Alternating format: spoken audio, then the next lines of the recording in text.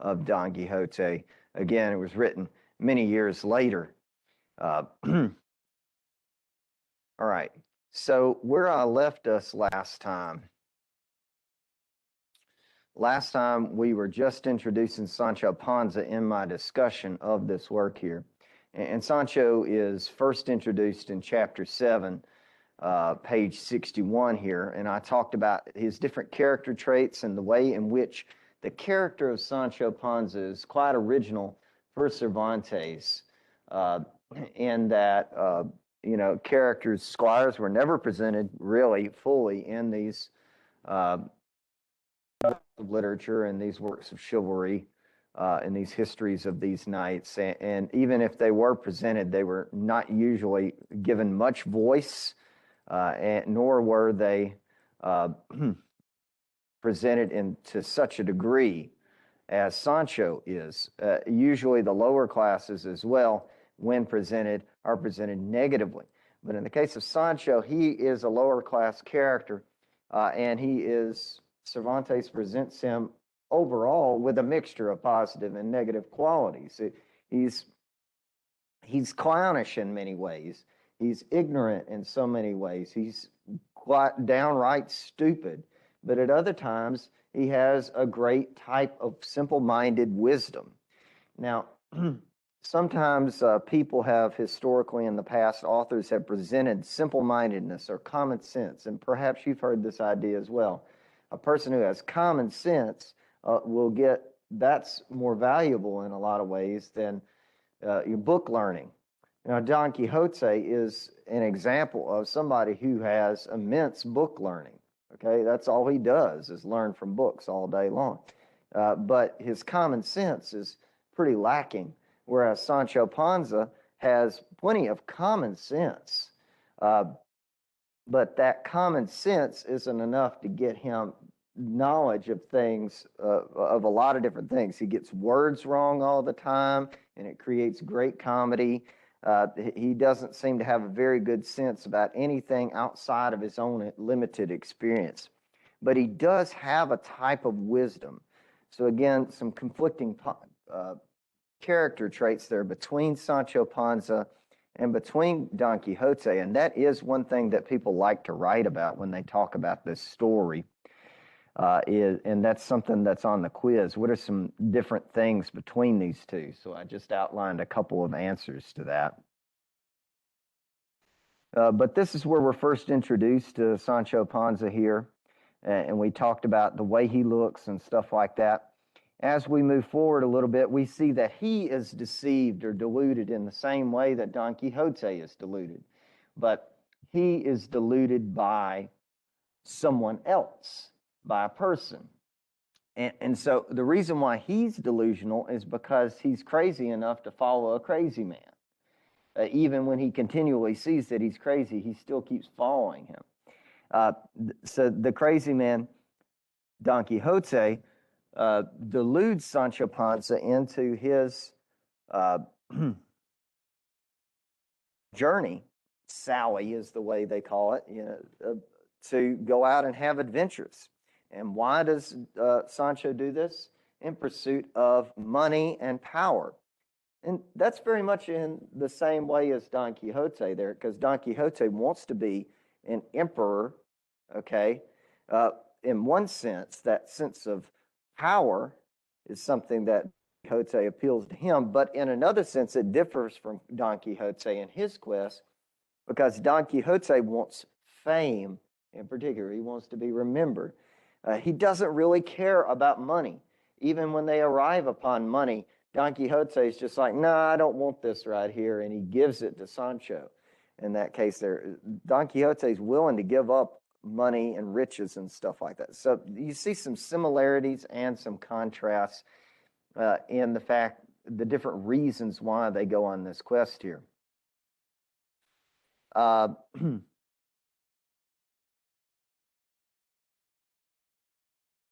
And we see differences in Sancho Panza becomes the perennial foil for Don Quixote.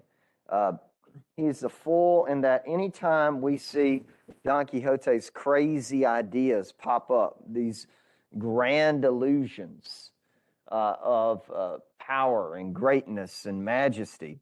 He says to Sancho, he says, I'm going to make your wife, Juana, uh, I, I'm gonna make her a princess. And that's what Sancho says. He says, can you make her a princess? And Don Quixote says, who can doubt it? And Sancho says, I can doubt it. To my mind, even if God rained kingdoms down on the earth, none of them would sit well on my Marie Gutierrez's head. Look here, she wouldn't be worth 2 brass farthings as a queen. Countess would suit her better, even good for her. So, I mean, we actually get to see Teresa Panza. She has different names in this narrative pop up later.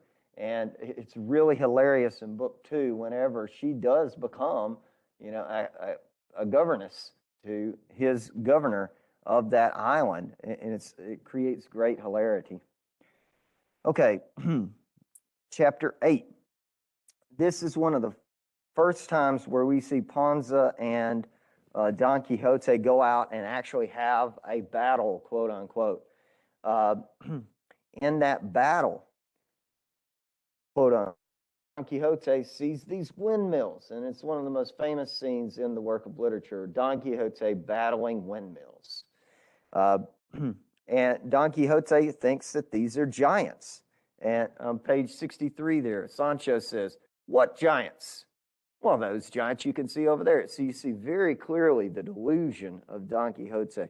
He sees giants, whereas Sancho sees what they actually are. Don Quixote's imagination versus Sancho Panza's common sense and reality. But this also raises the question from Cervantes. Clearly, Don Quixote is mad. But which version of reality is more fun? Which version of reality would you want to live in? Either Don Quixote's or Sancho's. Don Quixote always has that moral compass there, for this is a just war, and it's a great service to God to wipe such a wicked breed from the face of the earth, these giants here. Because those windmills didn't exist in the times of chivalry. They're not a wholly modern invention here, but they're more new than chivalry for this culture here. Sancho insists continuously that there is a reality there that Don Quixote doesn't see. The degree to which Don Quixote believes that his reality is real and he's willing to commit to it, he goes out and he tries to pike those windmills. He puts his pike in the windmill. And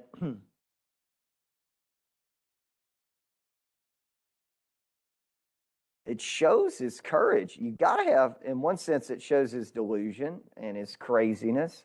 But in another sense, it shows his courage. He is willing to go out and fight giants. He must believe that's a giant, you know, in order to have done that. So it shows how courageous he is, but it shows how foolish he is.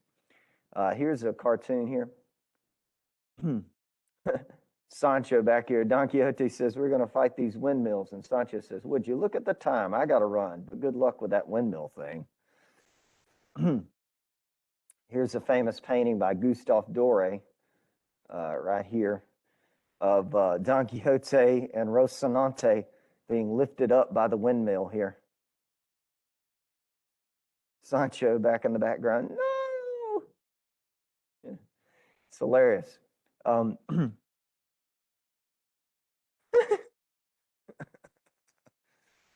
Quixote getting whipped around. So the things I'm emphasizing is you look at the contrast between Don Quixote and Sancho. Now, Sancho is always looking out for him, though. That's another character trait. Sancho, even though this guy's kind of crazy, he sticks by him throughout all of these experiences. He constantly changes his mind and thinks about going back home, but he does stick by him. And so that's one of the constant character traits of Sancho. Another thing about Sancho, we see on page 66, and this is chapter 8 still. Now, one of the things about knight errantry is that a lot of these knights errants, they like to stick out in the wild. They like to stay in the rugged elements in order to prove that they can suffer with the greatest of them, okay? And so they retreat from physical pleasures. They retreat from physical excess and indulgences and things like that in order to indulge in ideas and love and pining after Dulcinea. That's what Don Quixote does here. Don Quixote is excited to go out into the wilderness and face all of these austerities.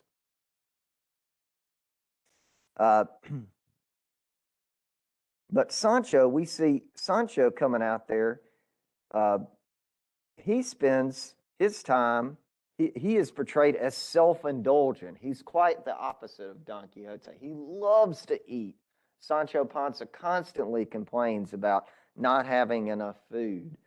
And he loves to drink too. On page 66 there, he's constantly, the first night he's behind his master, and every step he's taken a swig from his leather bottle with such relish that the most self-indulgent innkeeper in Malaga would have envied him. And so as he walks along drinking his fill, he didn't remember any of the promises his master made of him, and he reckoned that going in search of adventures, however dangerous they might be, was more like good fun than hard work.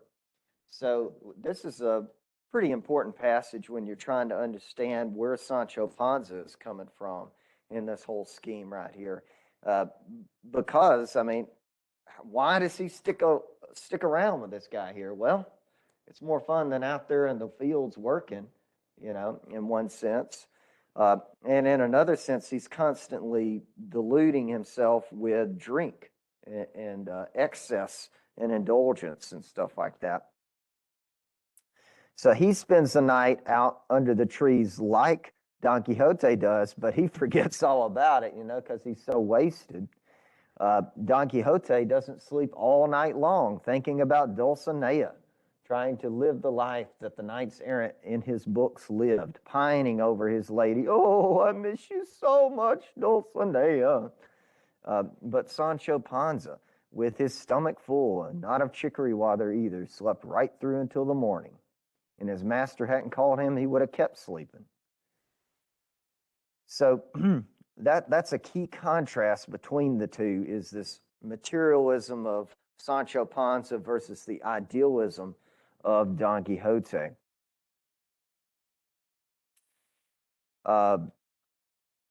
Now, moving on, they have many other encounters. Some of the other encounters in Book 1 that are worth noting is Don Quixote keeps thinking that these people that he meets along the road are evildoers and things such as that. And Don Quixote starts a fight up with these friars, and he thinks that these people are abducting this lovely lady, and that she's been, you know, taken captive. And as he's trying to right this quote unquote wrong that's going on here, he runs into this Basque. And the Basque is one of the first people who, instead of running, the Basque comes up and he says, okay, you want to fight? I'm going to fight you. And Don Quixote has an actual battle here of his own doing. The Basque is portrayed as very crude, and they're fighting with swords. The Basque, instead of a shield, all we can find is a pillow. Here is very comical as well. But there's a thread of danger in this right here. And it looks like these two might destroy each other. Now, here is where Cervantes reminds us that he is the author of this narrative, and he interrupts the narrative again. And this is at the end of that chapter, page 70. I think this is chapter 9. Just as right here, the biggest climax of this battle, Cervantes says, but the trouble is that at this very point, the author of this history leaves the battle unfinished. excusing himself on the fact that he hasn't found anything more written about these exploits of Don Quixote than what he's narrated. So it's like, oh no, you left us on a cliffhanger. And it's like Cervantes creates the cliffhanger in that sense there. He creates suspense by interrupting as an author. So that was the end of chapter 8. Now we're on to chapter 9 here. And Cervantes interrupts directly, and he says, I was very distraught at the fact of this narrative getting left off at a cliffhanger, so I had to go find the rest of it. And so there's this sub-story going on about Don Quixote of the author himself trying to reconstruct a lost story.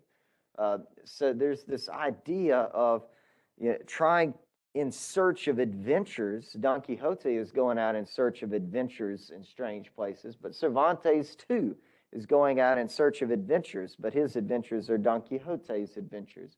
And he's trying to piece them together in the same way that Don Quixote constantly gets bashed apart and basically torn to pieces by the people that he encounters.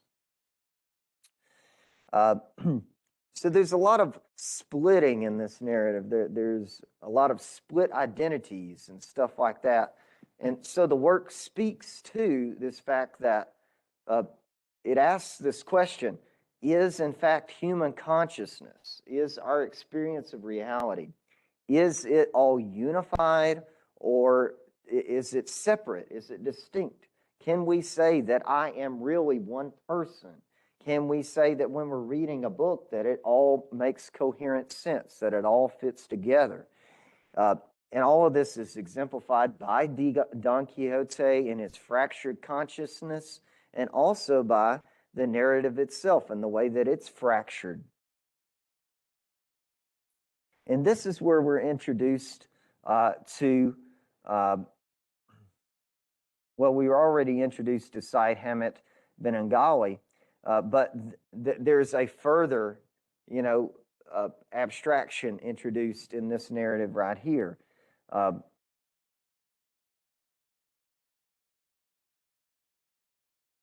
lost my place. Oh, here it is. Page 75.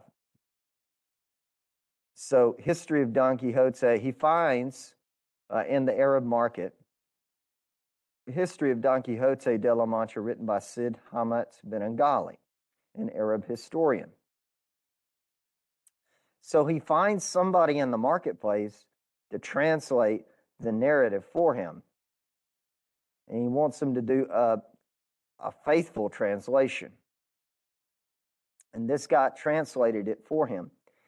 And so I say right here, this is 2 removes from the original. So Cervantes invents a fictional author, Cid Hamet Bengali, and then he has somebody else, because he can't read Arabic, translate the narrative for him, and he says it's true to its form. So really what we're reading, according to Cervantes, is a translation of the original. But Cervantes says it's got to be true, right? And so again, it calls into question this authority of the author. Look at how he characterizes it right here. Page 76. No history is so bad so long as it is truthful. And he pretends to write a history of Don Quixote. If there's any question about the truthfulness of this history, Cervantes says it's not on me. It's on the fact that the person who wrote it, not me, by the way, is an Arab. So it's a well-known feature of Arabs that they're all liars, but since they're enemies of ours, it's to be supposed that he fell short of the truth rather than exaggerating it. So, in a sense, there's this racism of Cervantes going on here, of course, criticizing Arabs as liars and stereotyping them all as liars of people of ill repute. But one of the ways in which you can redeem the novel is that, well, he's really criticizing himself, not the Arabs, because he is the Arab. He is Said Hamet Bengali. And so it's a tongue-in-cheek comment. He's in saying that all Arabs are liars, he is also saying that all Christians are liars because he is lying in that sense. So there's this self-reflective idea about this right here, that anytime he criticizes somebody, he's criticizing himself. But you got to remember that there's that level of truthfulness and falsity going on at the same time. And I've got a good note right here in the margin on 76. Why is Cervantes doing all this? Why is he creating all of these authorships and stuff like that? I think I might have answered that question for you last time. One of the reasons is that he's calling into question this idea of reading a book of fiction and taking it too seriously. Ultimately, that's what Don Quixote does. He takes it so seriously that he believes it, word for word, to be true. And Cervantes, in writing this novel, is reminding us to not take fiction too seriously, to not take ourselves too seriously, and things like that. And if we don't, life is a lot more fun.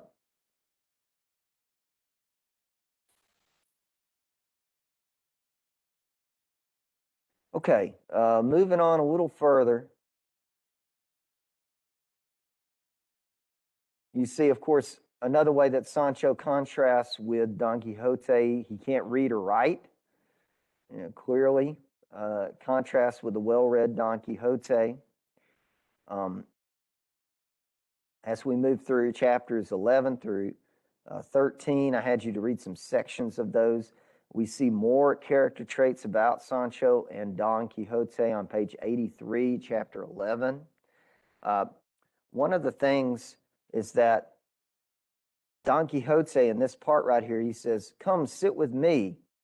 I am your Lord and Master, but you can drink from my very own plate and drink from my very own cup. For of knight errantry it may be said, what is said of love, that it makes all things equal." So in some instances, Don Quixote says that he's the master of Sancho and Sancho is the servant, establishing this power relationship. But in other instances throughout this narrative, there's emphasized this idea of equality between the classes.